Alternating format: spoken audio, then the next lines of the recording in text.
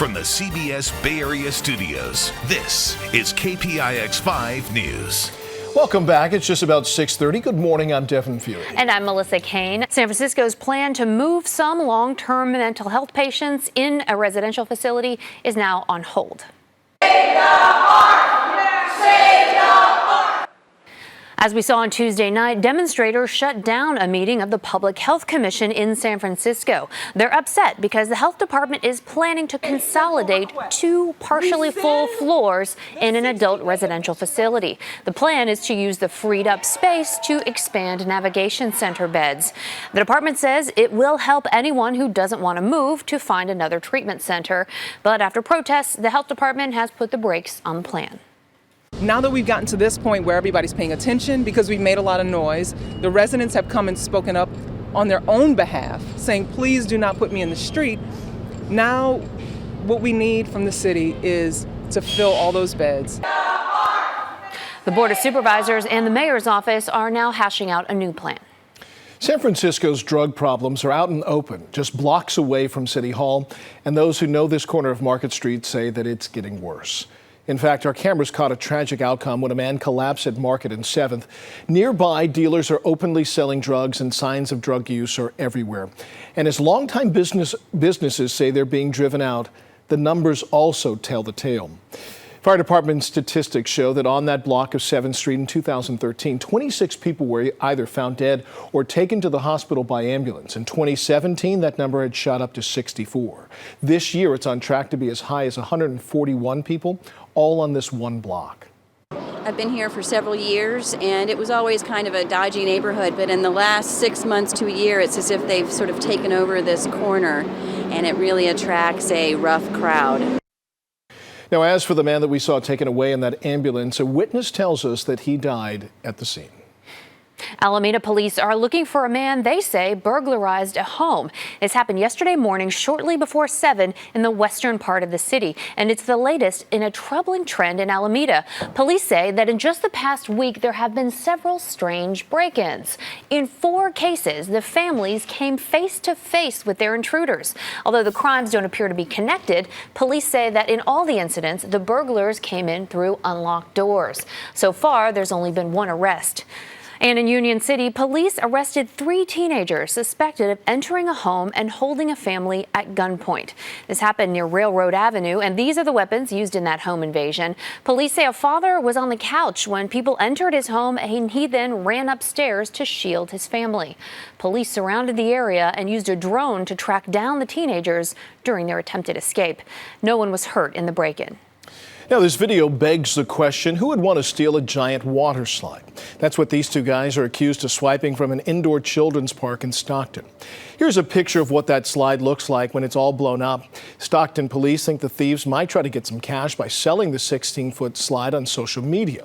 The park says that the slide is worth a little over $1,000. Current fire season has been fairly tame so far, and after the last 2 years, we'll definitely take it. And the good news is it's giving emergency responders more time to prepare. In Sonoma County, hard hit by fires in 2017, they've been setting up a new camera system. More than 24 cameras are positioned across the county's hills and mountaintops. The officials plan to use those cameras to quickly locate fires and gauge their severity. They can also use them to pinpoint the location of fires in more remote areas. Locate the incident quicker, exactly where in the mountains that incident is located, and send resources to the right location the first time without having to send a bunch of spotters up on ridge lines looking for the exact location of the fire. 160 degrees. Many of the cameras offer 360-degree views. Responders heading to a fire can see footage in real time to get an idea of what they're up against. And there's a chance that PG&E may shut off power in parts of the North Bay early next week. The utility wants to avoid a repeat of the devastating fires that were sparked by its equipment. The Santa Rosa Fire Department says that power shutoffs are possible on Monday and Tuesday due to what PG&E is saying is an elevated fire risk. And speaking of PG&E, get ready to shell out some more for gas and power. Your PG&E bill is about to go up. Effective October 1st, the average monthly electric bill is expected to go up at around $3. This means the average monthly total bill will be about $121. And if you get both gas and electricity from PG&E, your average bill will jump to about $177. These fees are to help pay for the catastrophic damage stemming from the Wine Country wildfires and several other fires in 2016. And there may be more in store because PG&E is pushing for more price increases in 2020. A new political party is forming in California as a growing number of voters identify themselves as having no party preference. The Common Sense Party was co-founded by Tom Campbell, a former Republican congressman who represented parts of Silicon Valley in the late 90s. The upstart party is marketing itself to people tired of today's hyper-partisan politics. In theory, yes, I believe it will work. In practice, I think we're still in a two-party political ideology. While 28% of California voters identify as independents, every statewide office from the governor to the insurance commissioner is currently filled by a Democrat. The Common Sense Party says it wants to bring problem-solving, pragmatism, and bipartisanship back to politics. The party needs nearly 66,000 ballot registrations to qualify for state ballots. Tour bus crashed near Bryce Canyon National Park. Investigators say the bus was traveling eastbound when it drifted off the left side of the road before overturning and rolling into a guardrail. Officials say the bus was full of Chinese-speaking tourists and that up to 15 passengers are believed to have suffered critical injuries. Yo, this is not happening right now. Oh my God. This video from inside a suburban Chicago mall sending shoppers scrambling for safety. You can see that an SUV driver going right down the hallway, slamming into kiosks and stores. Some witnesses describe the driver as dazed and confused. When one of the people had it on social media, that car actually driving through, it was apparent of how far and how deep the suspect was able to enter into the mall. After crashing, the driver ran out of the Chevy Blazer but was caught by police. Investigators believe it all started when the man drove through a Sears storefront and then continued into the interior of the mall. Now, incredibly, it seems that no one was seriously injured. A weekend gathering that some are calling alien stock is happening now at Area 51. An internet posting in June invited people to storm the once secret military installation. Now, this place is the focus of popular lore about government studies of extraterrestrial life and space aliens. The festive scene emerged yesterday at around 3 a.m. The time and date, a Facebook user had jokingly invited people to run onto the base to see aliens. Among the UFO enthusiasts and curiosity seekers was one man who wore an orange spacesuit, and some sported tinfoil hats and alien masks. A sign in the gathering read, "Free ET from the government." Why would you ever miss this? A bunch of random people in weird costumes standing outside of a government base? Why would you want to miss that? That's a one-in-a-lifetime experience. It's like Halloween, but we're just annoying people. One young woman did duck under a protective gate, and she was briefly detained by authorities and then released. Others stayed outside the perimeter, according to law enforcement officials, keeping watch over the crowd.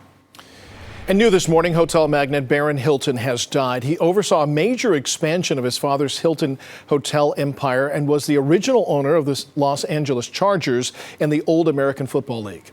The Conrad and Hilton Foundation says he died of natural causes Thursday at his home in Los Angeles.